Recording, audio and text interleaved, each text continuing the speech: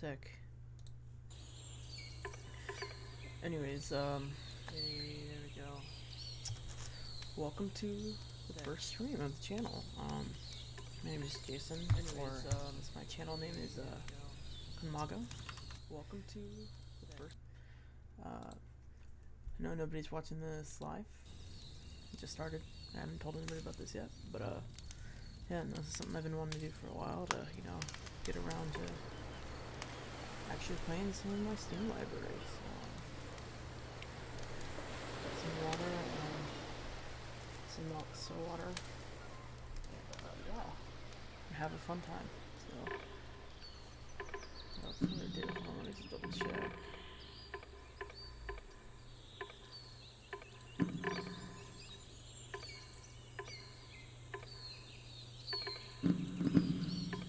Cool, yeah, everything looks good.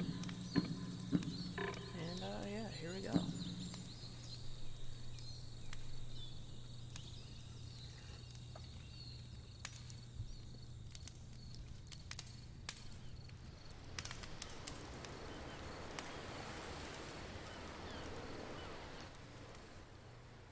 Hi there.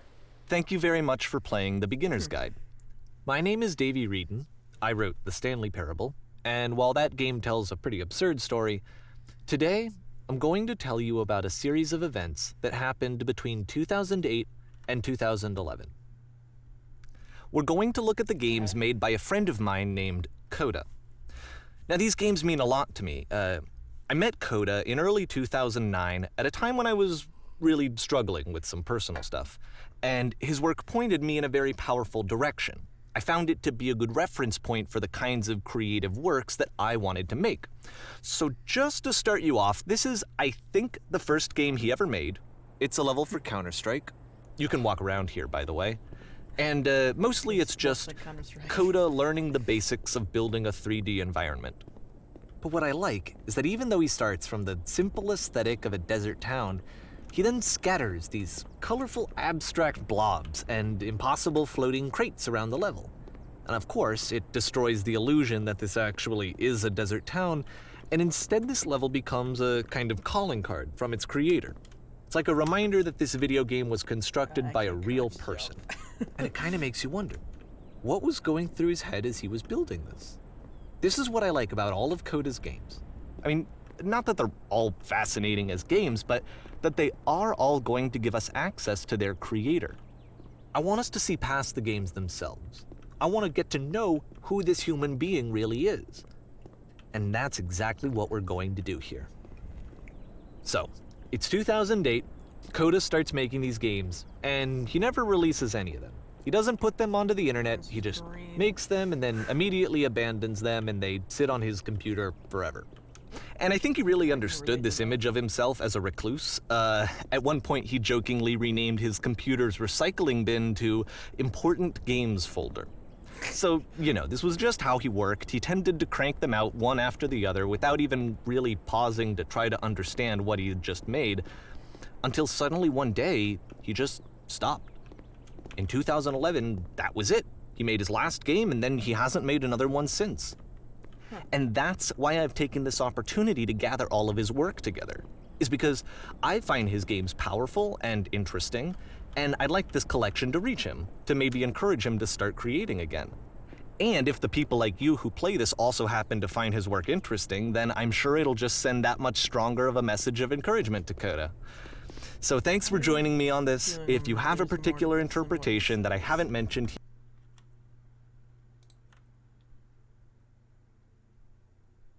here, or if you just need to get in touch, you can email me at daveywreden@gmail.com. Okay, that's about it for introduction.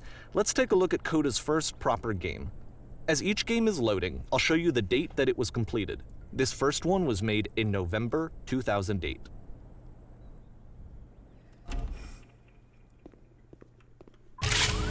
Warning. Whisper machine active. Shift to structure imminent. This game is called Escape from Whisper, and it's one of the more generic games you'll see from Coda.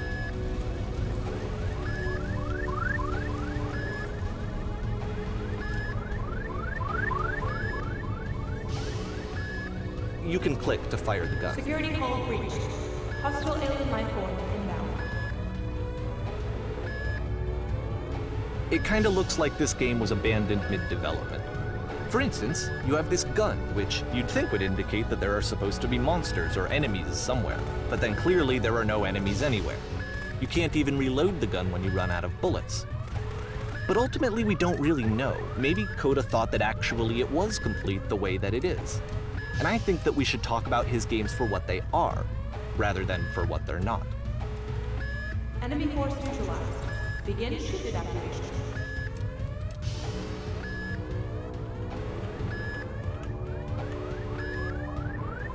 I love how you can see the bottom of the universe from this room.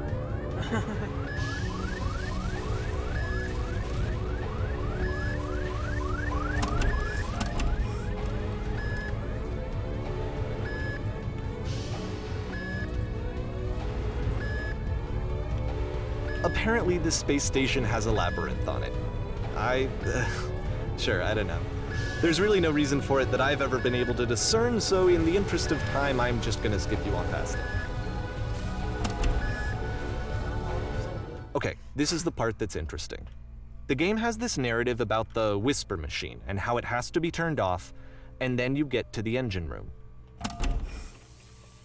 Hey, you there, in the engine room. You could save us all. That beam is powering the Whisper Machine. We could disrupt it by introducing a great enough heat signature. If your body could stop the beam. It's so much to ask, but for all of our lives, would you do it? Could you give yourself? Anything over here? Let me pause here for a second. What you just experienced, stepping into the beam and then dying, is probably what Coda had initially intended when he was developing this level. But when he first compiles and plays it, something goes wrong. There's a bug somewhere. And this is what happens instead.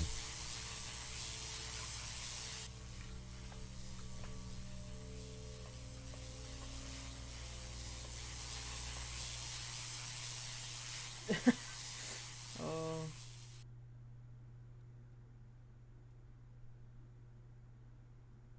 The beam causes you to start floating. And this is an important moment for him.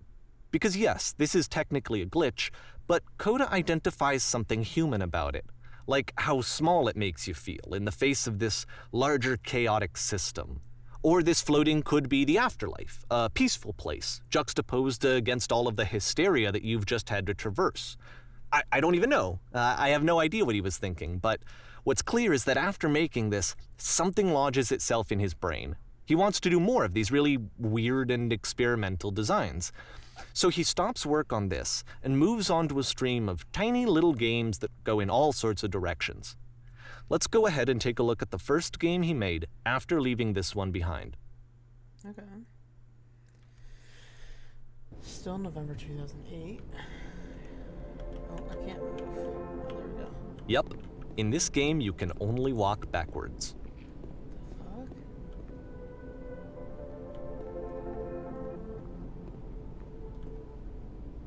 So it's a short and relatively minimalist experiment combining motion and narrative. It is less advanced than the previous game, but actually it seems to be more focused, more complete. Coda's trying to give it a unique voice rather than simply basing it on a pre-existing trope.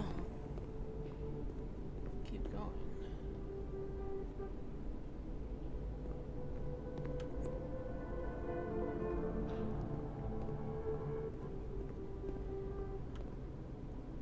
The future is always behind her.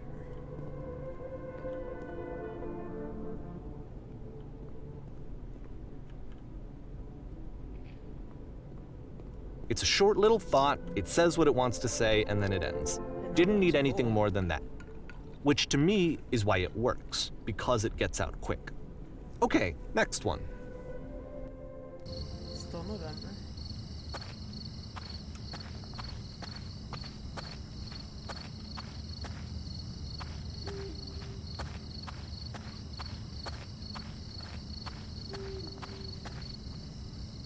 And that's it. Okay, the meaning of this game won't be clear just yet. please be patient with me for a few more games, and I promise you'll see what makes it interesting. Okay. Oh, we're on December now. Oftentimes, Coda would put bizarre titles like this one at the start of his games. I wish I'd known him at the time that he was making these early games. He would really only talk to me about his work as he was making it. Once he stopped work on a game, that was it. It was dead to him. And I don't agree with that at all, but what are you gonna do?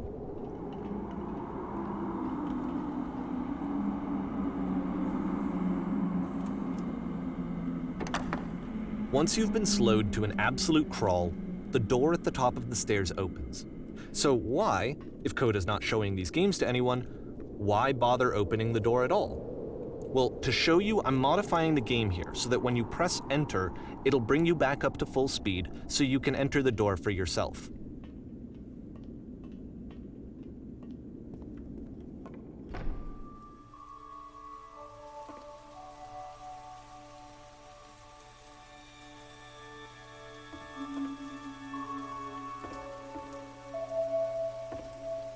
A room that's warm and nice and filled with little ideas for games.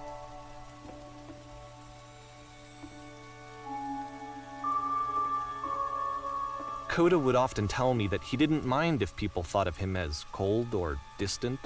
He said that he knew that he was actually a vibrant and compassionate person, but that it takes time to really see that.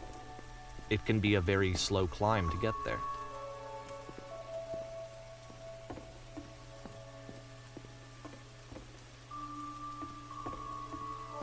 You are a gate. Oh, 2009. Where's that fish?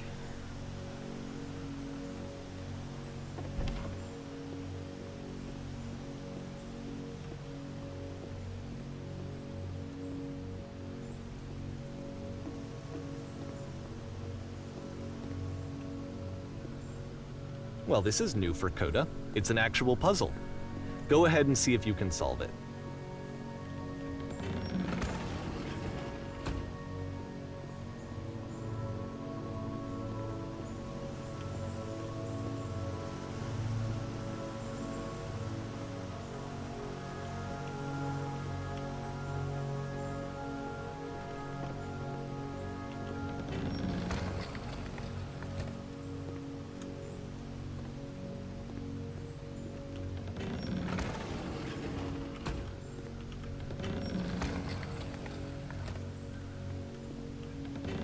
Don't forget that solution, because we're going to see this puzzle again soon. We're gonna see it a lot.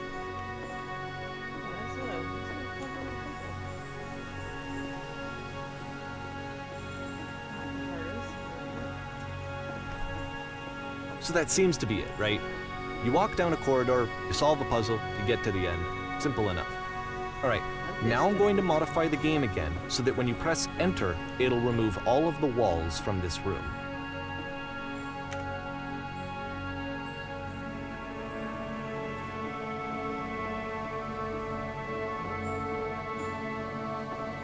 How about that? There was more to it than we had any way of knowing.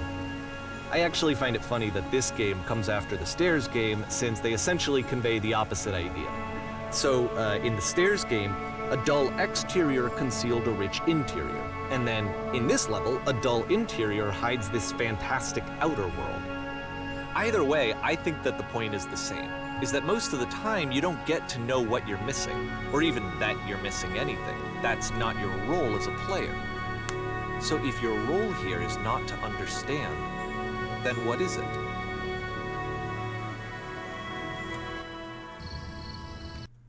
Hold on.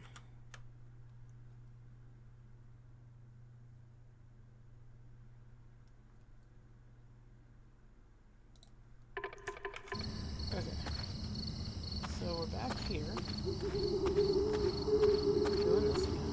You're now exiting. Aha. So, this, combined with the entering game from earlier, tells us that Coda believes his games are connected somehow.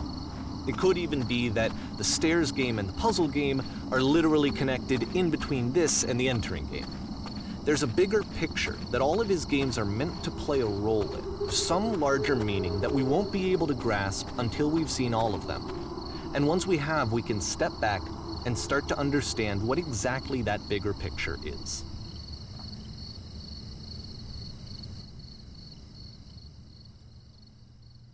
The great and lovely descent.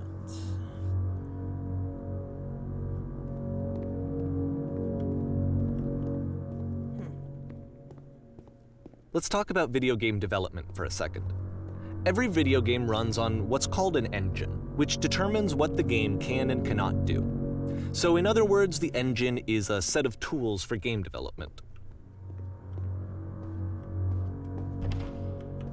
To make all of these games, Coda is using an engine called Source. Like all engines, Source has certain things that it does well, and it has certain things that it does poorly. One of the things that it does very well is boxy linear corridors. That's why so many of Coda's games are set in these large, flat, empty rooms, is just because he's working with what the engine does well. The tools available to the creator shape what kinds of creative work they're going to end up making. You might consider paying attention to the architecture in Coda's games to notice how they seem to stem from an engine that's very good at producing linear, boxy corridors. Makes sense that this is Source. Now he says that. Oh. No fall damage.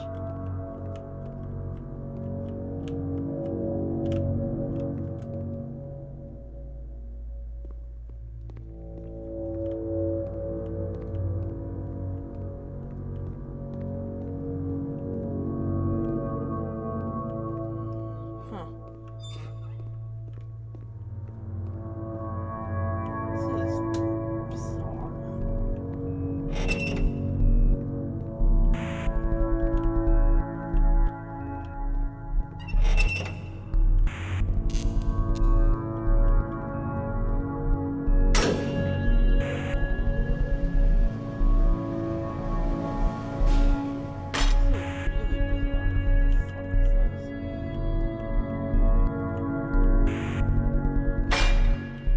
This prison, funny enough, in Coda's original design, the doors stayed shut for a full hour before letting you go. If you don't mind, I think we're gonna skip that. This is something that he and I used to argue about a lot. You know, whether a game ought to actually be playable, whether it means anything if no one can get through it. And I would always defend that, you know, all this work goes into the game, why not make it playable and accessible? And so we just got into heated arguments over it, and there was one time that after one of these conversations, he went home, and a day or two later, he sent me a zip file entitled Playable Games that was full of hundreds of individual games, each of which was just an empty box that you walked around in and nothing else. Believe me, I played every single one of those just to find out if there was like a gag hidden somewhere. There wasn't. Huh. I can see. I feel like he was purposely misinterpreting that.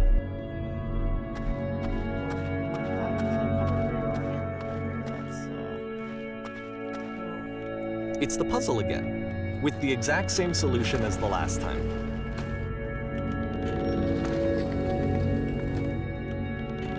There's still no clear indication of what makes this puzzle so special that Coda is going to return to it over and over.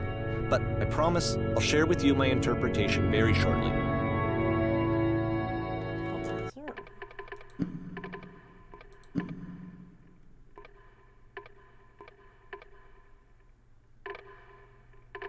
Huh.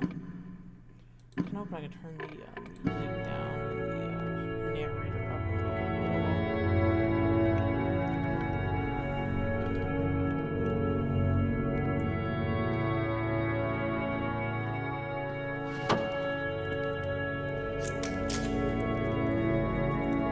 Here, Coda begins using a kind of dialogue system that he fashioned out of the engine's chat capabilities. Use the 1, 2, 3 buttons on your keyboard to respond.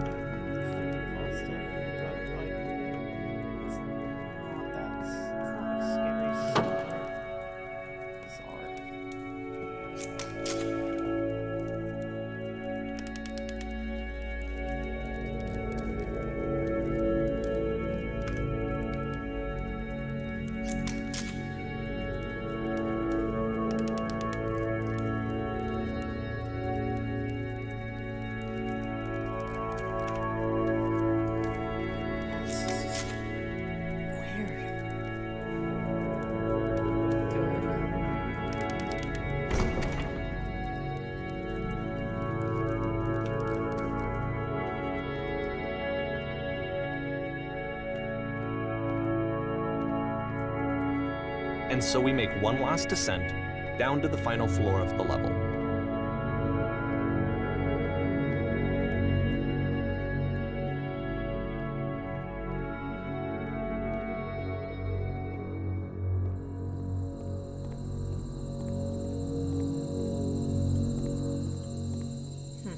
It's a lamppost. Okay, I can't tell you quite why, but for some reason, Coda fixates on this lamppost.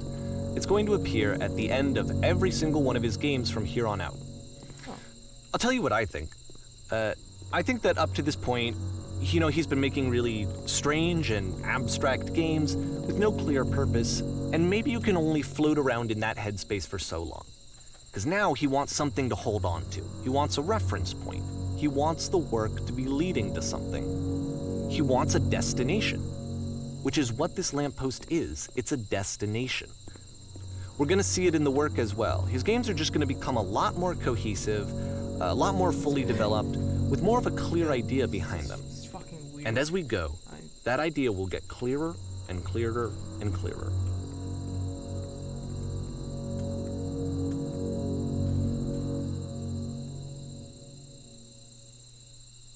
Yeah, I'm gonna be honest, I had no idea what the fuck I was getting into here when I started this. I just knew it was made by the guy who made the Stanley Parable, which I love. I knew nothing else about it, and this is weird.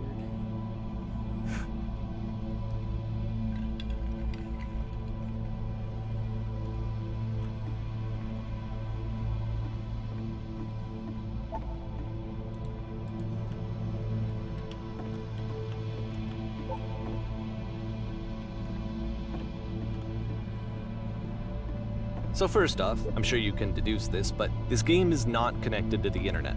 All of the notes that you're gonna see have been written by Coda. This was actually the first game of his that I ever played.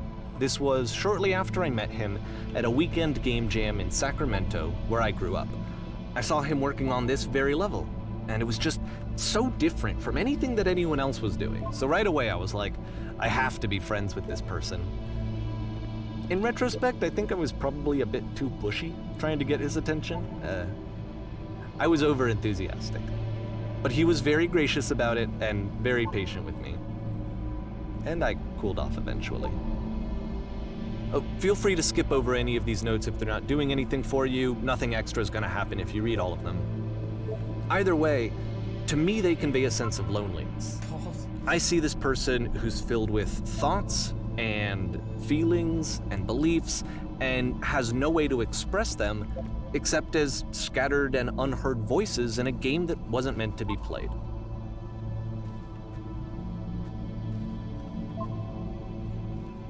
But it's ironic, isn't it, that in playing this game and seeing how alone Coda often felt, that we get to know him better and actually kind of connect with him. And I have to be honest with you, this idea is really seductive to me. That I could just play someone's game and see the voices in their head and get to know them better and have to do less of the messy in-person socializing.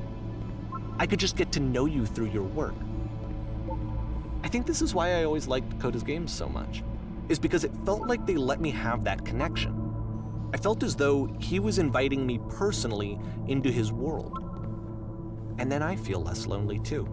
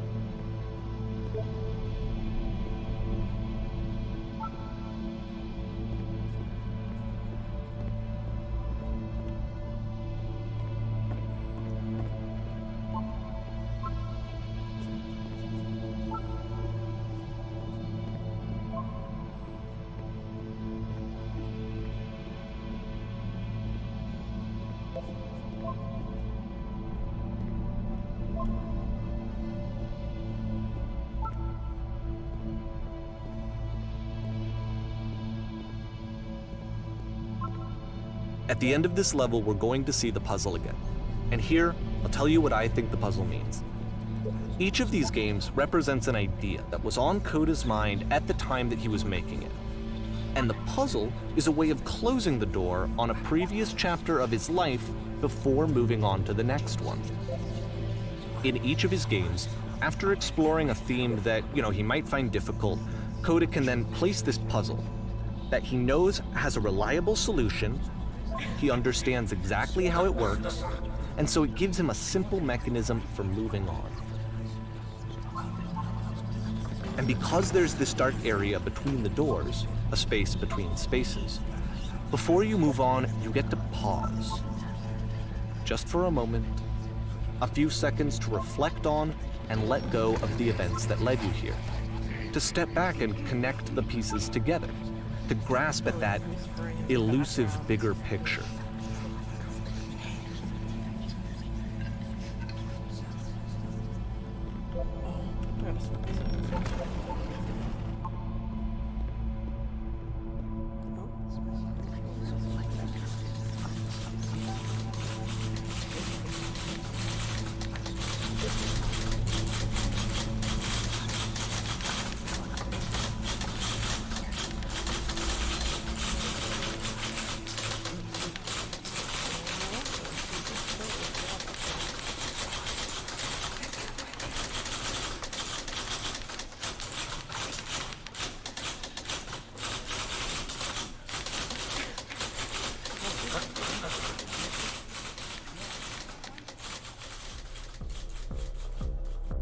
Okay, this one is tough. It's gonna kind of just spin its own wheels for a few minutes. Hang with it.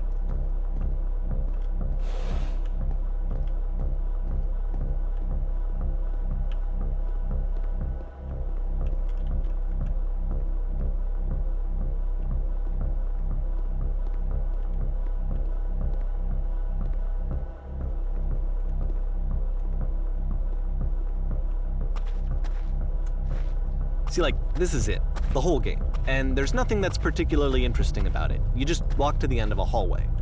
Except, for some reason, Coda gets really fixated on this prison that has all of this modern furniture. And I don't know why, but he decides he needs to revisit this prison. He's gonna start over, use the same assets, turn it into something else. Okay, cool, here's version 2.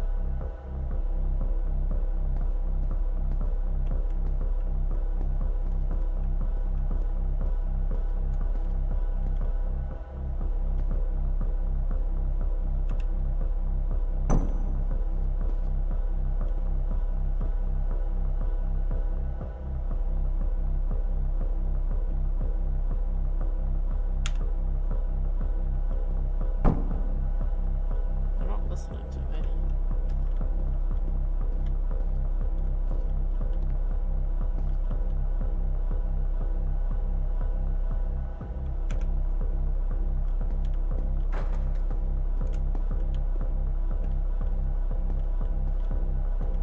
We have a table.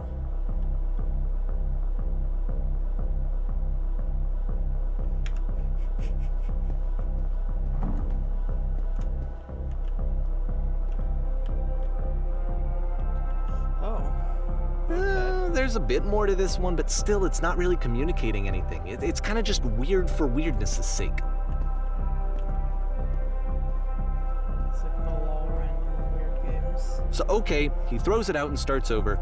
This time he comes at the prison idea from a different direction.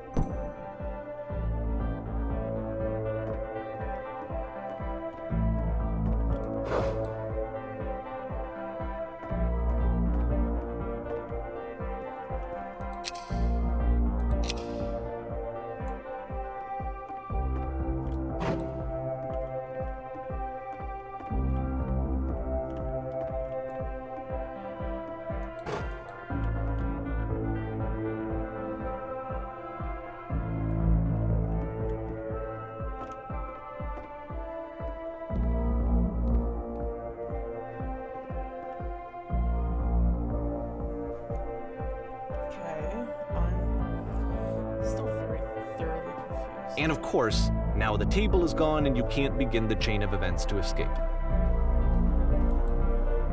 Here's a version where there are no bars, but you can't actually get to the well.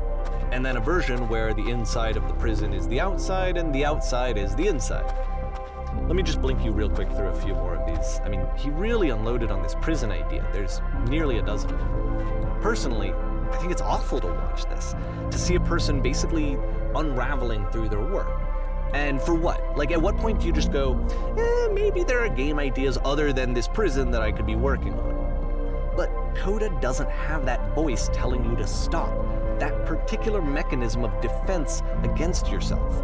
Without it, you just spiral. And so he keeps going and going and going and going and going, and then he hits on something. And he likes it. And that's it. He's done. He stops making prisons. This is the very last version of the prison game that he created. And the reason I think it works is that the prison is not actually in it.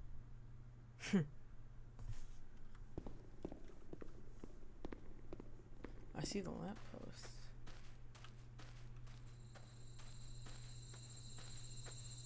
Next to a phone booth, the looks of it.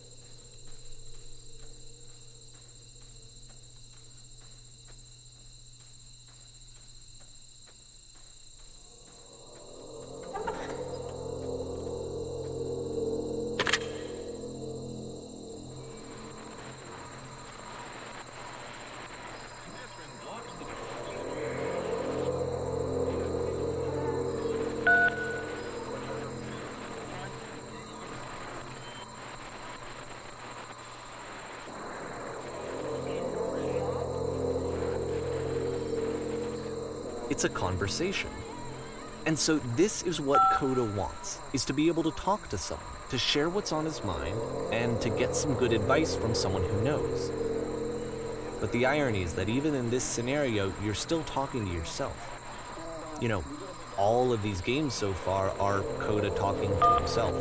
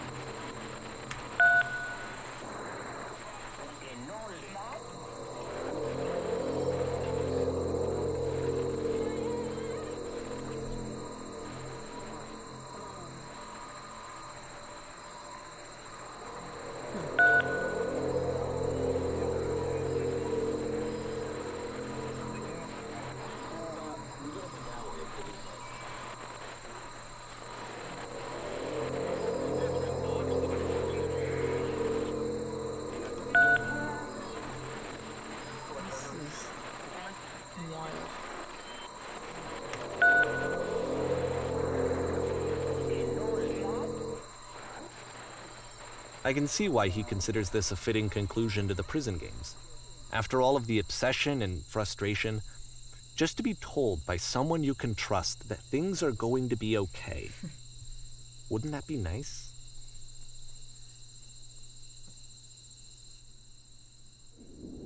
So what would it look like if Coda wanted to make a game about talking to someone other than himself?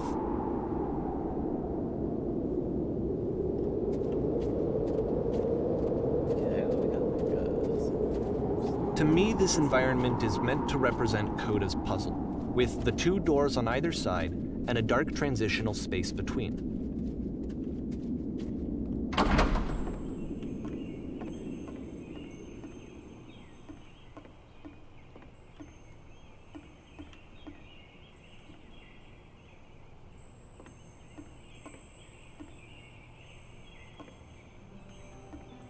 You'll notice that the quality of the art is a step up from previous games. including this new and improved chat system, which he started using from this point on. From here on out, he begins putting much more effort into the visual polish of his work, and this particular game took 2 months to create as a result.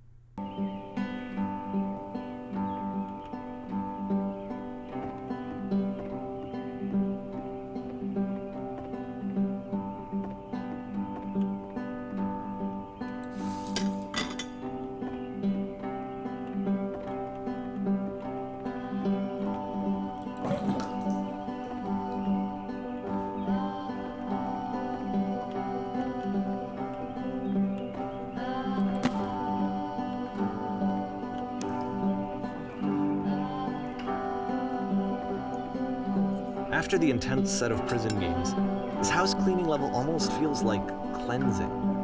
It's the moment after a particularly difficult or traumatic experience where you just need to let it sit and digest inside of you, and eventually cohere into something meaningful.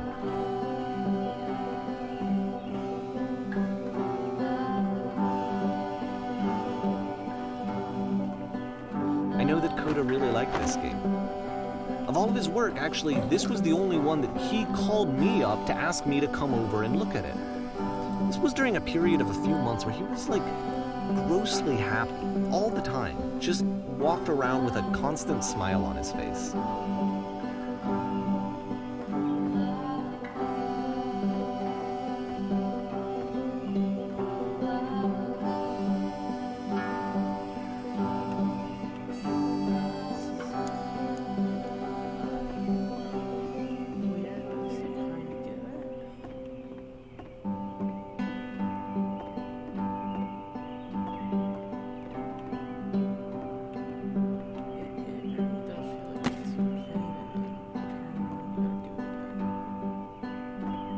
I'm glad he made this. I'm glad he found some peace.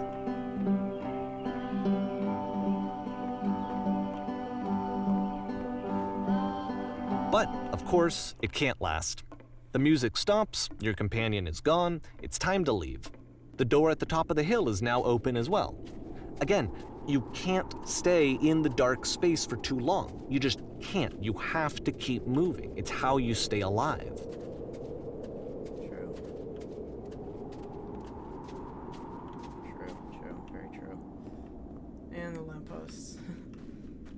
Which is the whole point of the puzzle doors, right? That sooner or later you have to pick up and move. I really thought that was the point of it. All the way to September. This one gets a bit goofy.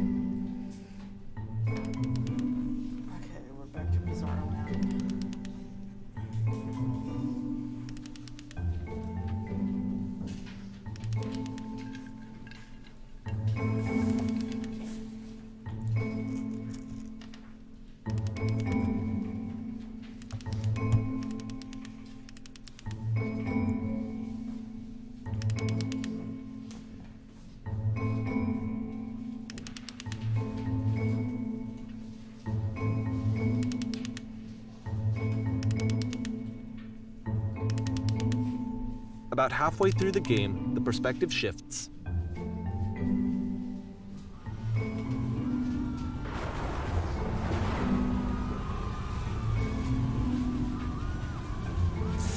And you play as the teacher.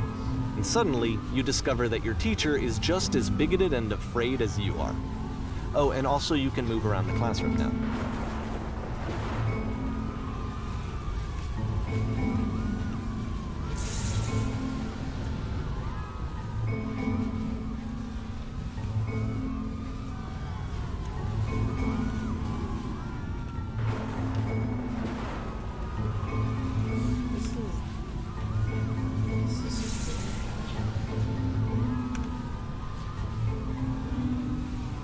I fell pretty hard for this one.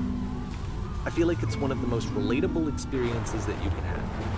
To assume that some other person is perfect and totally fulfilled in every way, and completely miss all of the little flaws that make them painfully human.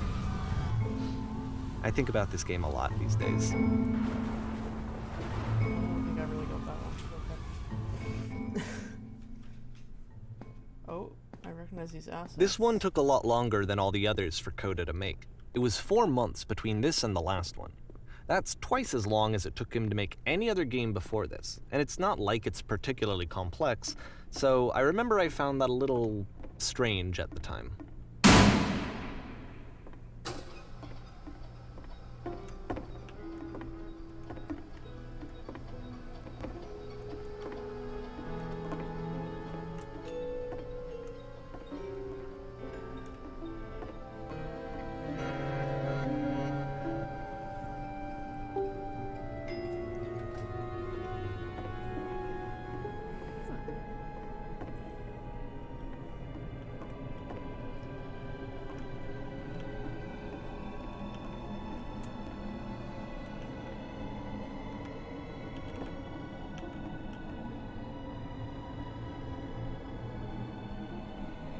No, but it's the start to one.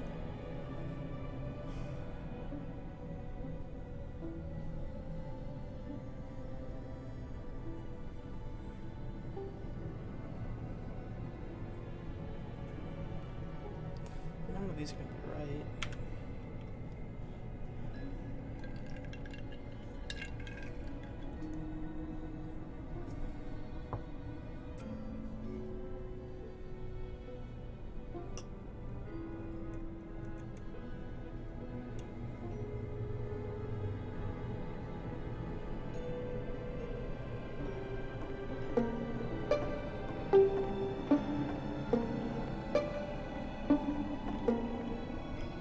Like that melody.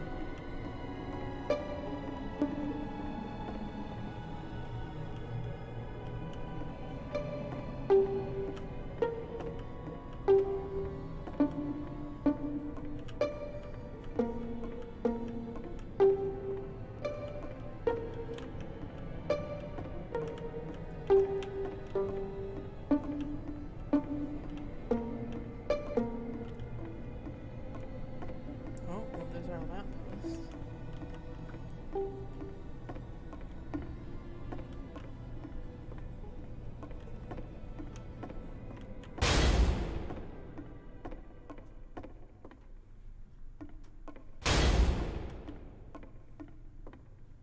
The game ends with this eerie premonition of what's going to happen next in Coda's life. The solution to social anxiety, to fears of having to perform and having to chase success, the answer for Coda is to withdraw, to hide himself away. Which is what leads to scenarios like the stairs that slowed you down several games ago, where it just becomes harder and harder to access Coda's inner landscape because he keeps retreating. He just keeps backing away from possible connections to anyone other than himself. And to be honest, I didn't consider it very healthy when I first played this game. You know, it looked to me like he was trying to justify the idea of just disconnecting yourself from the world. And that wasn't what I wanted for him or for his games. Because I feel like a lot of his games are inviting me to connect with this person, to bring him closer. But what can you do? After this, Coda went off and took another 5 months to make a new game.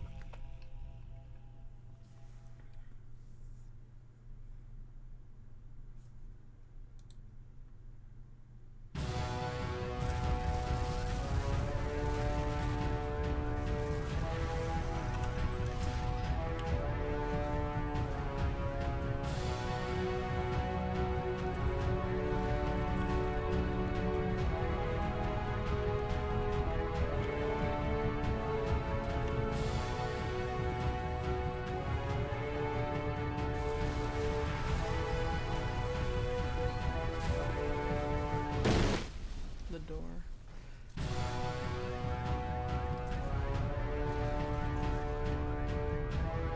You should probably open your eyes if you haven't already. It's pretty much impossible to solve otherwise. And there is a solution, by the way.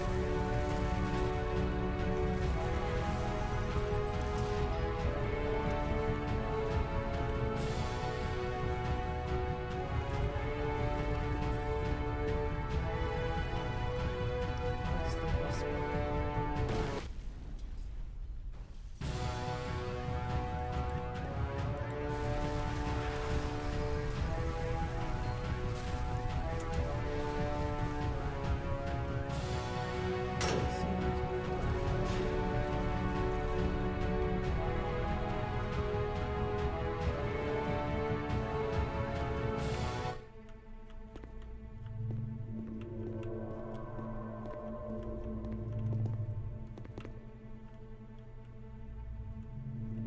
Like I said, I was getting concerned. First off, he's never been this explicit in his work about exactly what he's thinking. So where's that coming from? But then even weirder, his work has potentially stopped being an outlet for him. Not like he's having trouble iterating on ideas, but he literally just can't think of new ideas anymore. And in person, he was being a lot more distant than usual. Like, you know how sometimes a person will just deflect anything that you say in order to keep themselves disconnected all the time? It was that kind of thing. Here was the point in my relationship with Coda where I really started to wonder if he needed my help in some way. His games are going to get more desperate from here on out. After this game, it's almost 6 months before he finishes something new.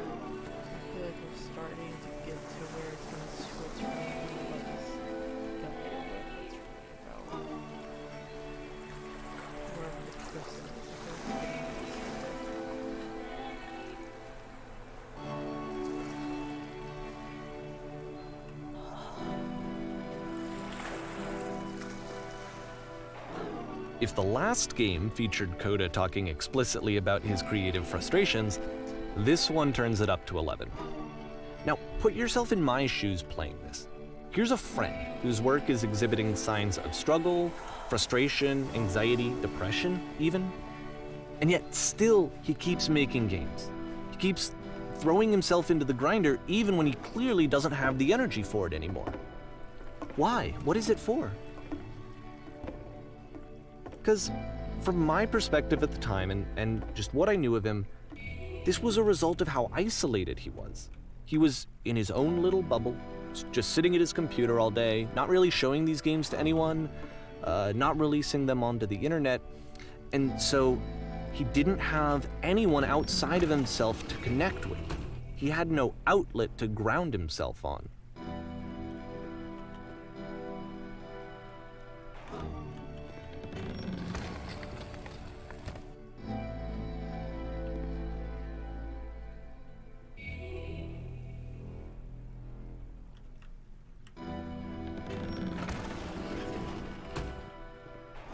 You can't talk yourself out of loneliness. It doesn't work that way.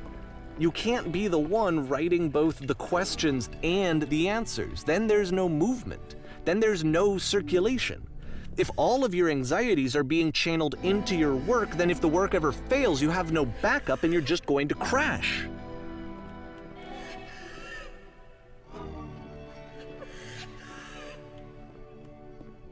I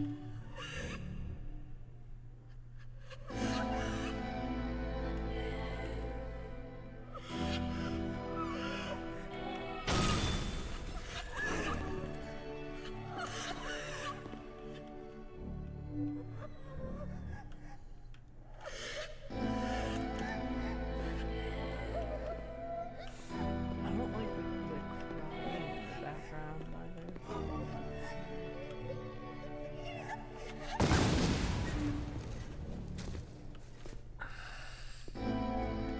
Seeing this game at the time that he made it, it looked really unhealthy to me. I was watching him do this to himself, and I hated it. I hated seeing him so trapped.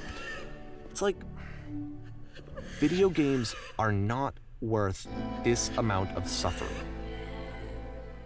This is someone I really cared about, and I used to get so much joy out of seeing him create. For him to suddenly become angry and frustrated like this, it was the worst thing for me.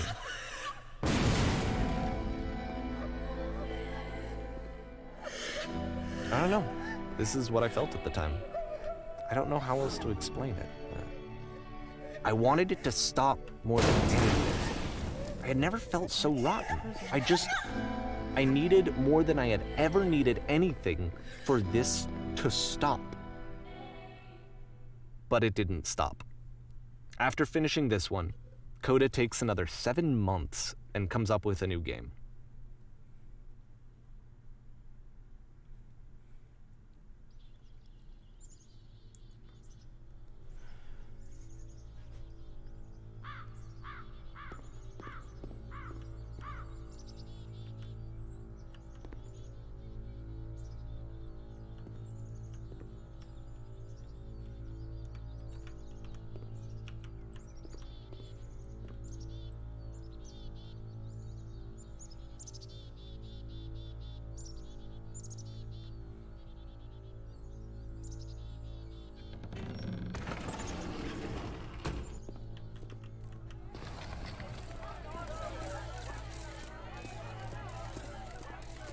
That or Kreischer.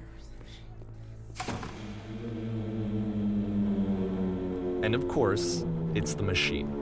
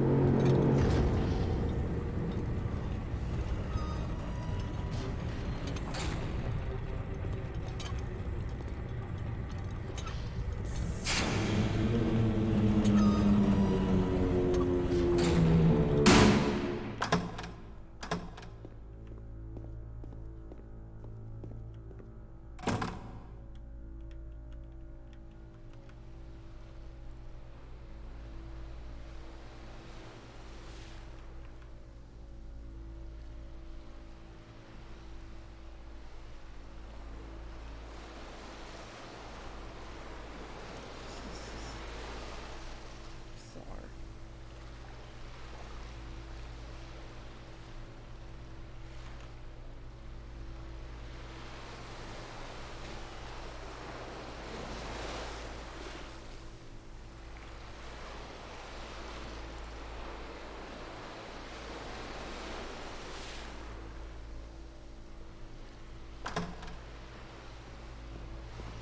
Now we're back to the stage.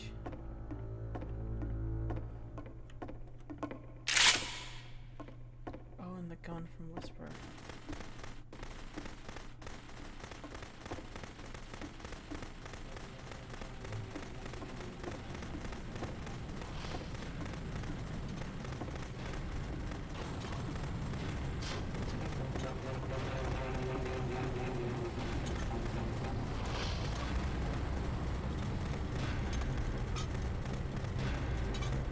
So now the work is becoming self-destructive. And I'll tell you, at the time that I first played this game, shortly after he made it, here's what I'm thinking to myself. I'm thinking that Code is stuck in his own head, and that it's having a very negative effect on him, and that all he needs to do is just start showing his work to people, to get some actual feedback on his games. It might get him out of isolation. And so, as I'm thinking this, I realize that I could be the one to initiate it. Because it would never occur to Coda to start actively soliciting feedback, so what if I did it for him? If he could see the difference it would make to have more actual conversations with other human beings, would that bring him out of his mental spiral? Would it give him confidence in himself? Would it bring meaning back into his work?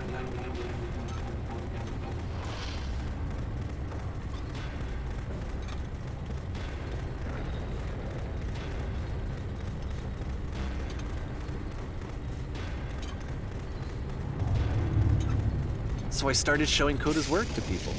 I took this one, and the islands which you just played, the theater, the notes, the house cleaning game, and some of the prison escape games.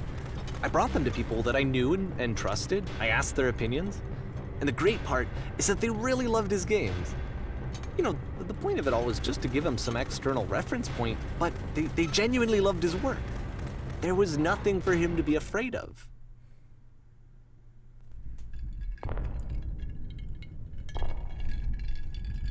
Oh, well, there's the lamppost.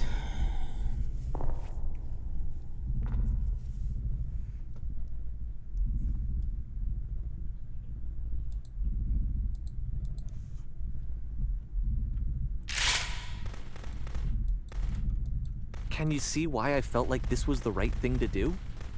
Because it's the thing that I always feel like I need, to be told that my work is good, that I am good. When someone really connects with a thing that I've made, when they see themselves purely in my work, there's nothing that feels better. And I got to give that very same feeling to my friend. I did something, I really felt like I'd done something good, like I was a good person. I felt like there was a friend who was in trouble and was unhappy and maybe didn't like themselves, and I could fix it. If I could give him this gift, maybe I could fix the problem. When they told me how much they enjoyed his games, it was the best feeling. It was the absolute best feeling. It made me feel so happy. So beautifully, beautifully happy.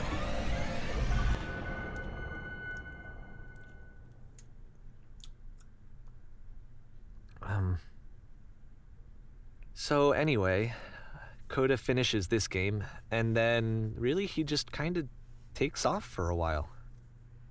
So this is June of 2011, and I didn't hear anything from him for several weeks, I guess. And so out of nowhere, one day I get an email, and it's got a private link to a new game of Coda's. This one is called The Tower, and to my knowledge, it's the last game that Coda ever made. So let's take a look.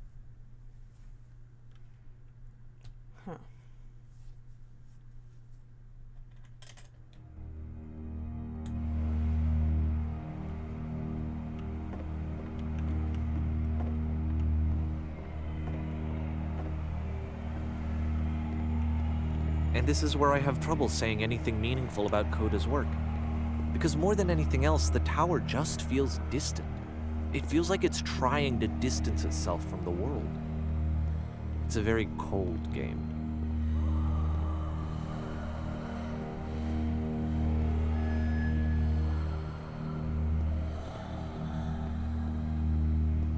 This room actually has a maze in it. Except that all the walls of the maze are invisible. And then every time you touch one of the walls, there's this awful flashing and noise, so the experience is really miserable. The game goes beyond not being meant to be played, it actually seems to despise the player for trying to play it at all. But I do want to show you the rest of the levels, so when you're ready to continue, press enter and I'll put a bridge over the maze. I recognize these guys. Source. It's source.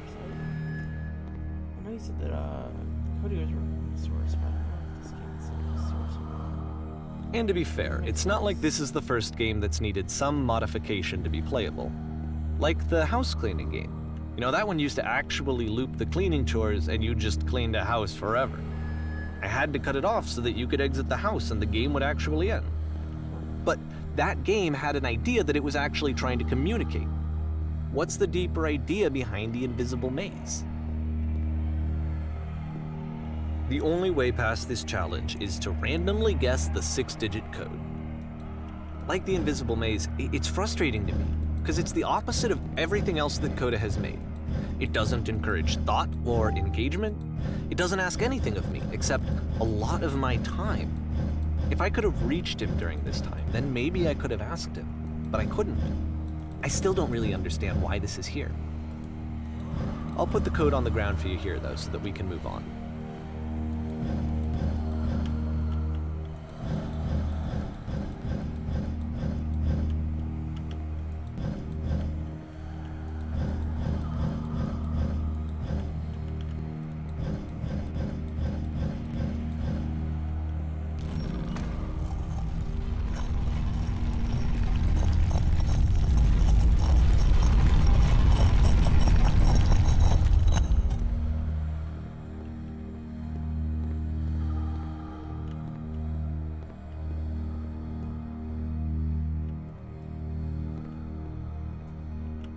The switch to open this door is actually on the other side of the door, meaning that it's literally impossible to solve from this side. So even if you somehow brute forced your way through the first 2 challenges and you got to this point, there's actually just no way to progress. And it's scary for me, the idea of Coda cutting himself off entirely, just saying, you know, that's it, that's the end of the conversation, not giving me any way to fix the problem. I feel like a failure, I guess, when I can't fix the problem. But I can open this door for you, so let me do that. Was I a failure for not understanding this game? I mean, I don't know why I would be. It's not like everything needs to have a solution, but I feel it somehow. I feel like I failed, and I don't understand why. I remember, it's June of 2011. I'm playing this for the very first time, and as I'm playing, I'm thinking to myself, I don't know this person. I have no idea who this person is. It wasn't the guy I knew, it wasn't my friend. I had come to so many conclusions from looking at all of his work up to this point, and then suddenly none of them... I had been trying to, though. That was the thing. For years, I was trying to get to know him, to understand who he actually was and what he stood for. I asked him so many times to please just tell me what his games mean to him. I asked him please to tell me what the 3 dots mean. And he wouldn't. I did notice the 3 dots and all that stuff. I just felt so strongly that if I could have connected with him, that if I could have somehow made his work my own, that I would finally be once and for all happy. It was that I needed to see myself in someone else. I needed to be someone other than me. But he stopped and left, and it felt somehow like I had failed.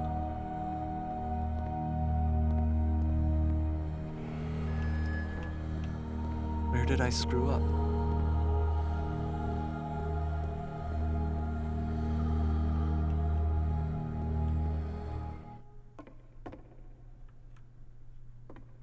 I'm the reason that you stopped making games, aren't I? It's because of what I did. I poisoned it for you. I don't think I ever told you this, but when I took your work and I was showing it to people, it actually felt... it felt as though I were responsible for something important and valuable. And the people who played them, they treated me like I was important. They really listened and cared about what I had to say. Even though I was showing your work, I felt good about myself. Finally. For a moment, while I had that, I liked myself.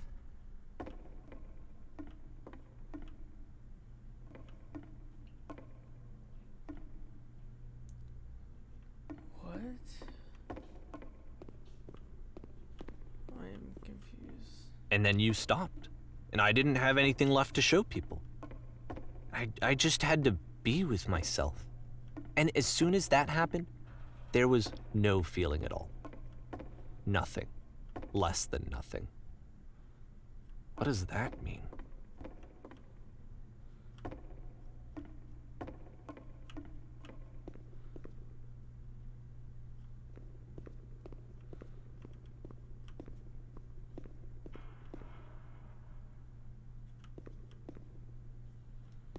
I'm afraid that I did something really stupid because I don't like myself.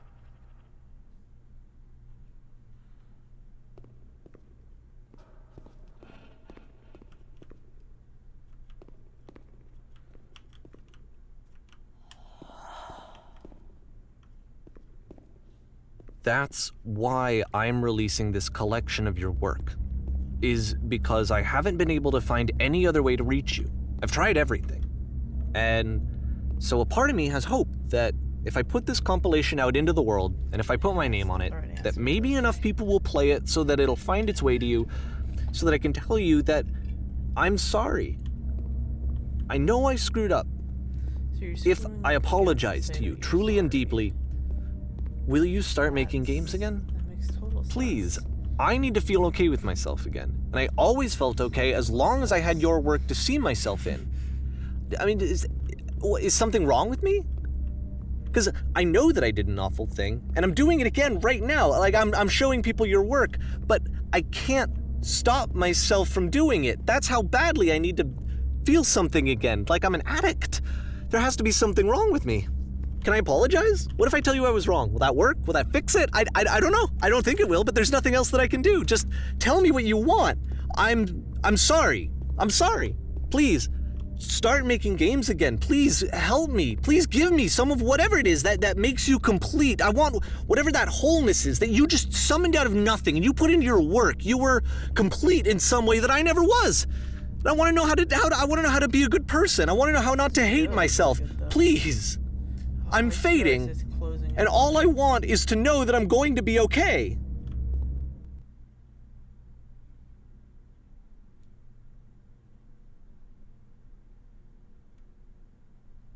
Is that it?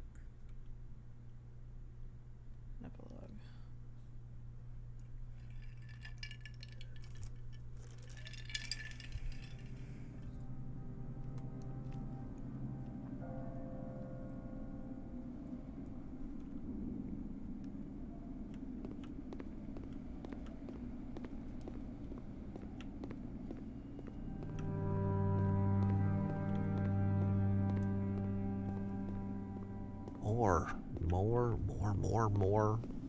More love, more praise, more people telling me that I'm good.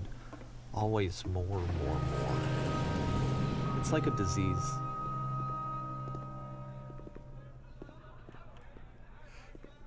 I'm guessing the narrator and Cody Solution. are actually Solution. the same Solution. person. Calling that now. I'm probably wrong, but I guess if someone had told me ahead of time that he just really enjoyed making prison games, maybe I wouldn't have thought he was so desperate. I wouldn't have told so many people that he was depressed.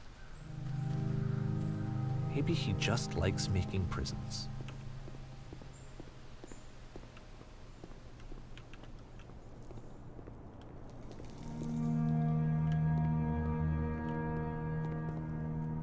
Even now, the disease is telling me to stop. Don't show people what a shitty person you are. They'll hate you.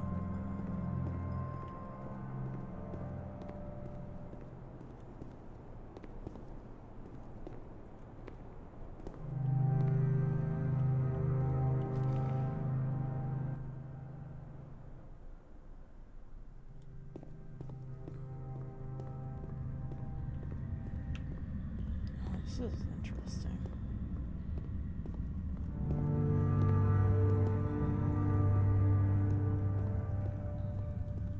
If I knew that my life depended on finding something to be driven by other than validation, what would that even be?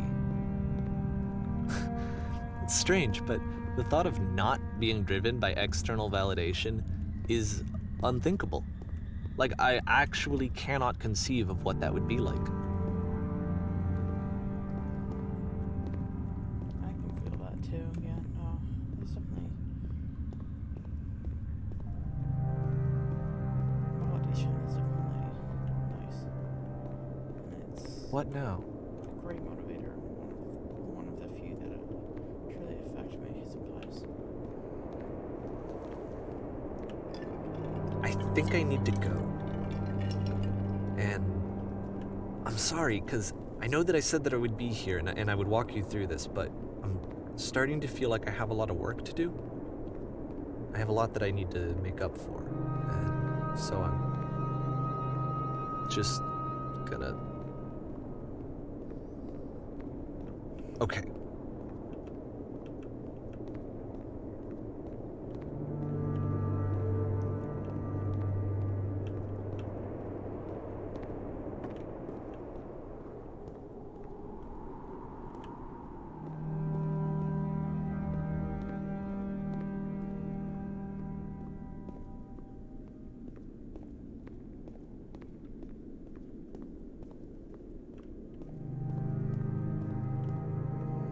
If this is a Cody's game or Davies.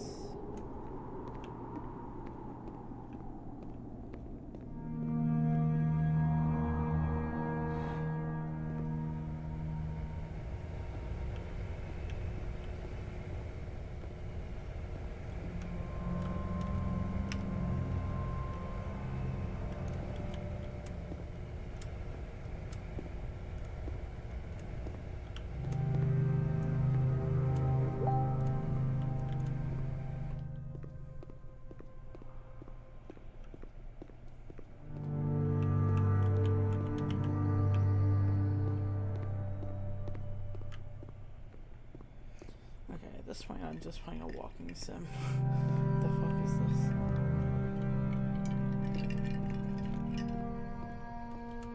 At least the narrator was telling a story, kind of. Oh my god. It's the beam from Whisper. Oh. There it is. Oh.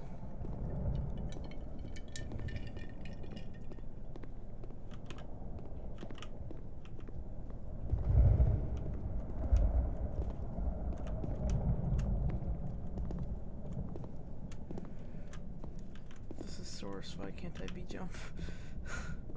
From B hop rather.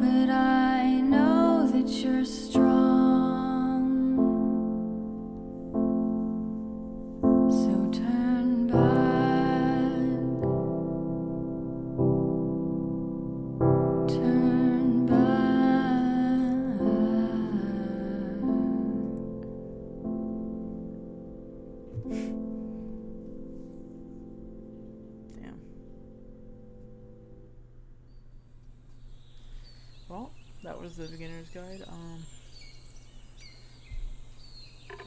think that'll be the stream for tonight. I mean, earlier than I expected, but it was a short game. It's under an hour and a half, so if anybody's watching, thanks for coming out. If you're watching this in post, thanks for watching.